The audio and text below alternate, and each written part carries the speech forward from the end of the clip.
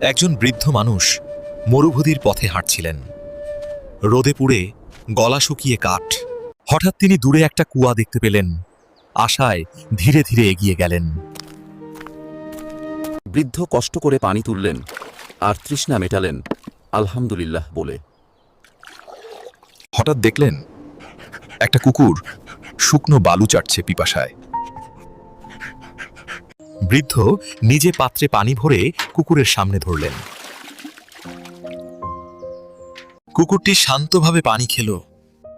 ঠিক তখনই আকাশ থেকে এলো এক আওয়াজ, হে বান্দা, তুমি আমার এক প্রাণীর প্রতি দয়া করেছ, আমিও তোমার প্রতি দয়া করব। বৃদ্ধের চোখে পানি চলে এলো। তিনি বুঝলেন আল্লাহ মানেই দয়া, মানেই আল্লাহর ভালোবাসা। দয়া করো, আল্লাহ তোমার প্রতি দয়া করবেন। ভিডিও ভালো লাগলে লাইক দিন এবং চ্যানেলটি সাবস্ক্রাইব করুন।